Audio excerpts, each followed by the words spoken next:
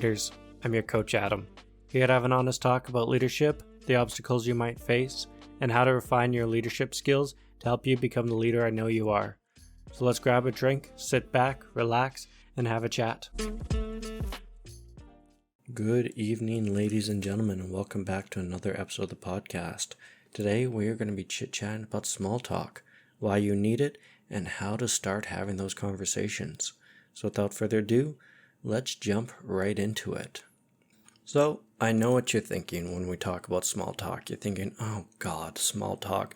It's boring, it's useless, it's drivel, it's kind of meaningless, and nobody likes doing it.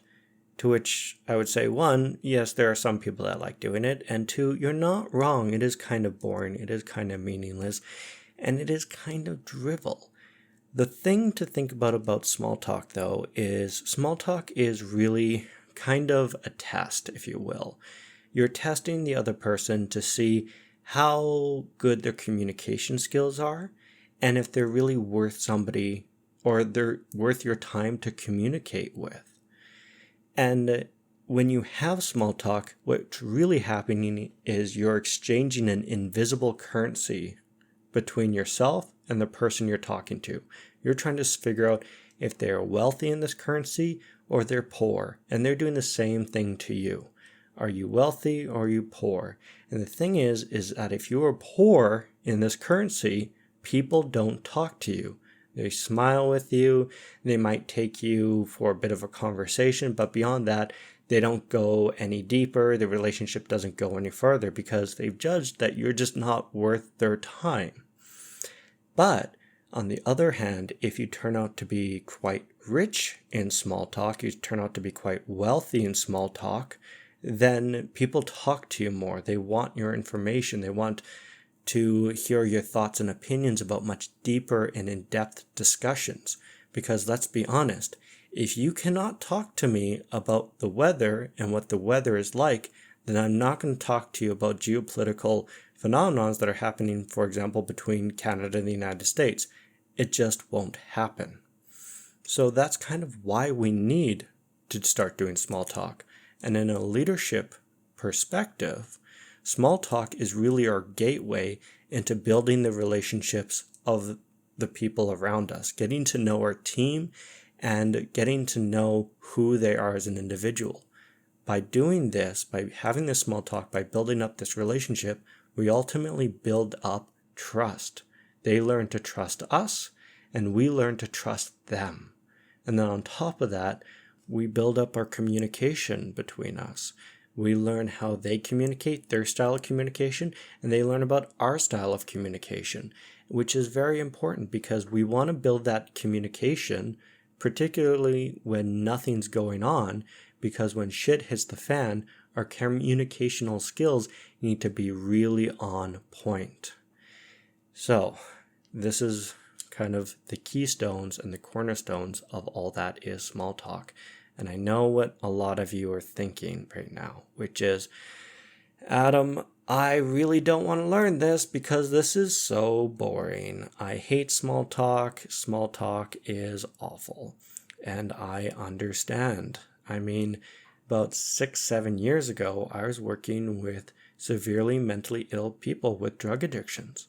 My conversations were very deep, in-depth conversations. I was talking about suicide, murder, child abuse, sexual abuse, prostitution, all the time. That's all that my conversations were made up of, were these really in-depth, deep conversations. Half of the time, I was sitting there going, wow, you're behaving this way. Why are you behaving this way? It's because of this this thing that happened in your childhood that we need to help you overcome. And so I had these really deep, in-depth conversations. The problem was I didn't have small talk. I didn't build that muscle at all because I didn't need to. At my job, small talk wasn't really important. What was more important was helping out my clients, and my clients tend to be with my program for very long periods of time.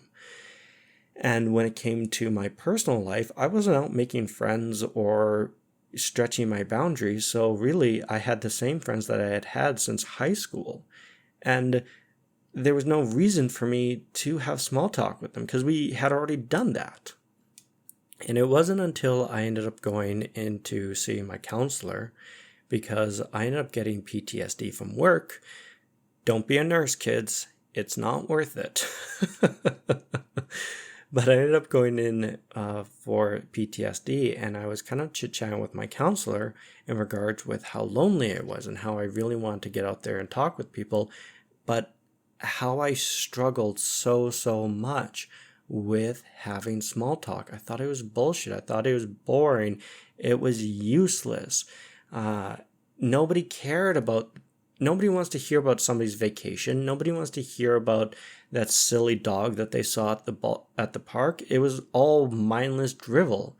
And my counselor had to stop me there and say, Adam, yes, but that's what people want to talk about. That's what people really want to hear. And if you want to get out there and start building relationships, if you want to make friends with strangers, you have to get comfortable having that mindless drivel. To which I went, shit. And ultimately, I had to put my big boy pants on and learn how to have small talk. And it wasn't easy. It took me a number of months to really get the hang of it.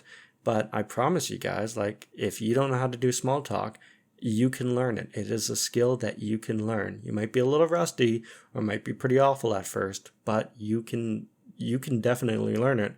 Because listen, I did, and I didn't know how to do small talk with a damn 5, 6, 7 years ago. But moving a little bit forward, small talk is exceedingly important. A lot of people don't like to do it, but we have to do it, especially to build our team up and to build those relationships up. And so when we get into small talk, the thing to think about is, first and foremost, where do we have small talk? And we do not have them in formal meetings. Don't do them in really formal settings. That's not a good idea, because the objective of small talk is really get to know the other party and get to learn about them.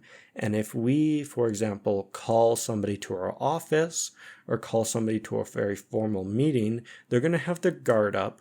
They're not going to want to talk to us. They're not going to say anything really meaningful, and they might just say whatever they think we want to hear, which is not the goal of small talk. It's not to find the brown nosers. It's actually just to build relationships. And so when we have small talk, we want to have small talk either in the hallways, we want to go to people's office, we want to go out to lunch with them. We want to have them in really informal settings. And the thing is that because we're in a leadership role, we have to be the ones to initiate it. We have to conscientiously go out there and meet our people. For myself, I intentionally, when I worked in a much more management level, I would intentionally walk around the floor and go up to my nurses who were working on the med cart and talk to them. I would just see them working away, and I'd go up to them, I'd wait for them to finish doing their medication, and then I would just chit chat with them, and I would shoot the shit. And I wouldn't get into any deep or heavy subjects. I would just get to know who they are on a little bit of a personal level. It cost me about 10, 15, 20 minutes out of my day, but because I did that, I got to know each of my nurses on a very individual point and personality that helped me when I want to institute policies, or I need feedback on things that I was starting to put into place, or if I needed to get consultation on things that aren't quite working. And so we have to be conscientious that we are the ones that are doing it. We have to get out there and initiate it. And if we do it enough and we're kind of building those relationships enough, what will end up happening is they will start coming to us to have this small talk. That makes a whole lot of sense. So now that we know that we need to have small talk in much more that informal setting, now we kind of get into how do we even start with small talk, which is all about icebreakers, baby. The thing about icebreakers is icebreakers have one goal and only one goal. It is to get the other party talking. It doesn't matter what the icebreaker is, as long as they get them talking, that's truly the goal. So we'll kind of give you 3 examples of different icebreakers. The first one is a compliment. Look at the individual, either notice something that they're doing, that they're wearing, how they're behaving, and pay them a compliment. But make sure that it's a true and honest compliment, because people know when you're bullshitting them. So make sure to say, for example, when I was at that med cart, I'd sit there and wait for them to get done and say, wow, you followed all the 7 rules of community or medication administration. Right on. And they would then say something along the lines of, oh, thank you. I know it's time consuming, da da da da da da da. Doesn't matter what they said after that. What was important was they started communicating. So that's one way, is just to give them a compliment. The next way is to tell a joke. Now, I do have to preference this one because I've heard some very interesting jokes in my time. In a professional setting, keep your jokes clean, guys, especially if you don't know the person. Keep them to the dad jokes, the corny jokes, the silly jokes. Don't stay away from the dark humor unless you really know that they are somebody that really appreciates dark humor. Just stay away from the dark humor, stay away from the dicier humor until you really get to know who they are. But jokes tend to be primarily used in the dating circle. Pickup lines, corny pickup lines, what are they? They're nothing but silly jokes just to get the conversation started. So when it comes down to ice breaking, say a funny joke, see if they laugh. If they laugh, awesome. If they say something to add on to the joke, even better. Because again, what is their goal with an icebreaker? Just to get people talking. And then the third way to do an icebreaker is to say a statement or a observation, if you will. So an example of this is I've been in the lunchroom and I've seen people eating, their lunch, and I've said to them, wow, that looks really delicious. What did I just say? It's a statement. I looked at it, it looks delicious to me, so I stated it. And then the other party will say something along the lines of, yeah, this is last night's leftovers, or it's really good, this is tikka masala, you should try some. At any point, it doesn't really matter what they say at that point, because our goal has succeeded. We are now having small talk with these people. So those are kind of icebreakers. And then the question becomes of, what do we do now that we have them talking? Like, how do we actually have a full-blown conversation with these individuals in the world of small talk? Well, I have a really easy acronym for you. You've probably heard this a million times in the past. I know I have from many, many, many books, and that is FORD. It's super easy, FORD, and it stands for family, occupation, recreation, and dream. All of your small talk conversation points are going to be in FORD. So let's start off with the F, which is all about family. And family is anytime we're talking about their family or our family. And so those are going to be questions about, oh, how many brothers and sisters do you have? Oh, do you have any family in the city that you're in?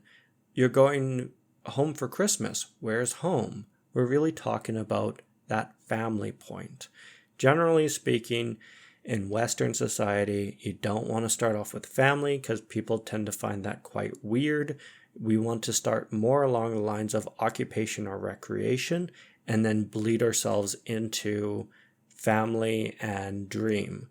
But just know that that's kind of what we're talking about when it comes to family. When we look at the O, occupation, that typically is like, oh, you're a computer programmer. How did you get into that? What do you like about computer programming? Where have you worked? Again, we're talking about their occupation, strictly about their occupation and what they like about it. Again, in Western society, this tends to be a very easy one to get into. It is a safe area, but I'm going to put an asterisk on that one. Just be very mindful that some people in this world of ours will use occupation as a way to start sizing up individual social status.